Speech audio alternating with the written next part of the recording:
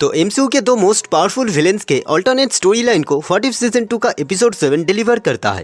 What if Hela found the 10 rings के events बदल के रख देती है कई सारे मेजर इवेंट्स को, जिनके बारे में आज की इस वाली वीडियो में हम जानने वाले हैं। तो बिना देखिए चलिए शुरू करते हैं। एपिसोड 7 के स्टार्टिंग में हमें एसगार्ड दिखाया जाता है, जहां वॉचर इस रियलिटी के ओडिन के बारे में हमें बताता है। हमारी 616 की रियलिटी की तरह इस यूनिवर्स पे भी ओडिन ने 9 रियल्स से कॉन्कर किया था, जिसमें उसका मेन हथियार था हेला। बट एक टाइम पे आके ओडिन ने खुद को चेंज कर लिया, लेकिन यह भी हेला नहीं बदली। एमसीयू में ओडिन ने हेला को कैद कर दिया था हेल में, लेकिन इस यूनिवर्स में चीजें थोड़ी सी डिफरेंट थी। रैग्नारॉक मूवी में हेला ने जैसे म्योनिर को तोड़ दिया था, एग्जैक्टली वैसे ओडिन भी यहाँ म्योनिर को तोड़ देता है, जिसके बाद वो हेला के सारे पावर्स छीनकर बाइफ्रॉस्ट के थ्रू उसे भेज देती है अर्थ पे।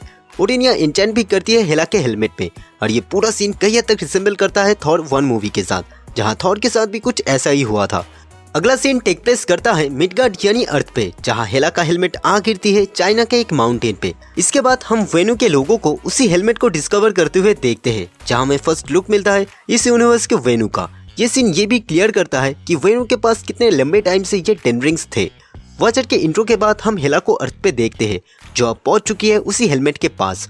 वो अपने पावर्स को समन करने की कोशिश भी करती है, बट उसे रियलाइज होता है कि ओडिन के पावर्स छीनने की वजह से एंड उसका हेलमेट उसके पास ना होने की वजह से वो बस एक आम इंसान जैसा पावरफुल थी। ये सीन एक रिकॉल था लोकी सीजन 1 का, जब उसे टीवी में लाया गया था। लेकिन इसके बावजूद भी हेला इनसे लड़ने की कोशिश करती है, बट वेनु अपने रिंग से हेला को बांध लेता है। तब हेला ये रिवील करती है कि ये 10 रिंग्स इस डिमेंशन से बिलोंग ही नहीं करते। एंड हमें इस सीरीज में आगे ये भी पता चलता है कि ये रिंग्स इतना ज्यादा पावरफुल है कि ये गॉड को भी मारने की पावर रखता है। अगले शॉट में हेला अपने हेलमेट को उठाने की कोशिश करती है, बट एन्चेंटमेंट के चलते एंड वर्दी ना होने की वजह से हेला उसे उठा नहीं पाती है। आगे हम मैंडारिन को अपनी असली बेस में देखते हैं, जो हमें शैंग-ची मूवी में भी दिखा था। यहीं पे हेला एंड वेनु के बीच एक कन्वर्सेशन होता है। हेला अपने डैड के बारे में वेनु को बताती है, एंड वेनु अपने बारे में हेला से। इसी बीच हमें ये भी बताया गया है कि इस रियलिटी में वेनु टोटली नेगेटिव कैरेक्टर नहीं है। इन रिंग्स की मदद से वेनु सबको प्रोटेक्ट करता है किसी अनजान थ्रेट से। इसी दौरान हेला वेनु को चकमा देकर वहाँ से भाग जाती है। तभी उसके साथ मुलाकात होता है मॉरिस के एक वेरिएंट से। इसी सेम क्रिएचर को हमने शैंग-ची मूवी में देखा था, जिसके साथ मिलकर हेला वहाँ से निकल पड़ती है। अगले सीन में हम हेला को मॉरिस के साथ उसी एन्चेंटेड फॉरेस्ट के सामने देखते हैं, जहाँ से टालो में जाया जा सकता था। मॉरिस की मदद से हेला जैसे तैसे करके उस फॉरेस्ट को पार करती है एंड पहुँचती है टालो पे। इसके बाद उसका मुलाकात होता है जाई नाम के एक कैरेक्टर के साथ, जो हेला को बताती है कि टालो एक ऐसा डिमेंशन है जो अर्थ एंड उसके लोगों को अंडरवर्ल्ड थ्रेट से बचाता है। अगर आप कंफ्यूज हो तो मैं बता दूं कि जाई एंड शैंग-ची की मॉम दो अलग कैरेक्टर्स हैं। अगले शॉट में हम एसगार्ड को देखते हैं, जहाँ हाइमडल हेला के बारे में एंड उसे ना देख पाने के बारे में ओडिन को बताता है। बेसिकली हेला के टालो में होने की वजह से ये सब हो रहा था। इसी बीच 10 रिंग्स के बारे में भी हाइमडल ओडिन से कहता है, एंड सिंस जब ओडिन 9 रिल्म्स के बीच शांति बनाए रखना चाहता है, तब वो निकल पड़ता है उन्हीं रिंग्स को हासिल करने में। दूसरी तरफ जाई हेला को ट्रेनिंग देना शुरू करती है एंड धीरे धीरे उसके असली नीड के बारे में, फ्रीडम के असली मतलब के बारे में उसे समझाने की कोशिश करती है। कई लंबे टाइम तक ये प्रैक्टिस चलता है, जिसके चलते धीरे धीरे हेला के कैरेक्टर में चेंजेस आने लगता है एंड उसे पता चलना शुरू होता है कि फ्रीडम का असली मतलब क्या है।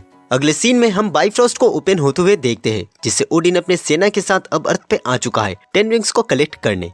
मैंडारिन के सेना के साथ एक बैटल होता है एसगार्डियन सेना के, जहां वेनु के मदद करने के लिए वहां पे आती है हेला। वेनु 10 रिंग्स के मदद से एंड हेला अपने टालो के पावर से इन सब से निपटती है। तभी वहां आ पहुंचता है ओडिन, जिसके बाद इनके बीच एक फाइट हमें देखने को मिलता है। ओडिन को हमने कई बार गंगनेर के साथ देखा है, लेकिन उसका लिमिटेशन क्या है या फिर ओडिन कितना पावरफुल है, यह हमें पता चलता है इसी सीन से। हेला के पास कोई भी पावर्स ना होने के बावजूद भी वो लड़ती है। साथ ही वेनु भी खुद को साबित करता है ओडिन के सामने।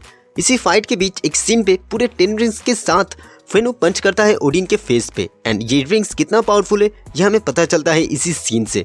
पर ओडिन भी साबित करता है कि वो कितना पावरफुल है।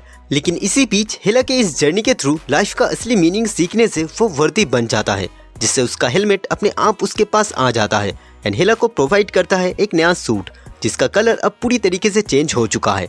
आखिर में ओडिन भी सब कुछ समझ जाता है एंड हेला को एसगार्ड का थ्रोन दे देती है। फाइनली हेला के अंदर चेंजेस आने की वजह से वो 9 रियल्म्स एंड कॉस्मोस को फ्रीडम देने का प्रॉमिस करती है एंड एपिसोड के एंड में ये काम करते हुए वो हमें दिखती भी है। अपने एसगार्डियन सेना एंड वेनु के साथ वो आ पहुंचती है गमोरा के प्लेनेट पे, जहाँ थैनोस आया हुआ है आधी पॉपुलेशन को मिटाने। तो दोस्तों ये था वीडियो 40 सीजन 2 के एपिसोड 7 के ब्रेक डाउन के ऊपर। आपको ये वीडियो कैसा लगा नीचे कमेंट कीजिए। अगर वीडियो अच्छी लगी तो प्लीज लाइक कीजिए, शेयर कीजिए और अगर चैनल पे नए हैं तो प्लीज सब्सक्राइब कीजिए। तो मिलते हैं अगले वीडियो में, तब तक के लिए गुड बाय।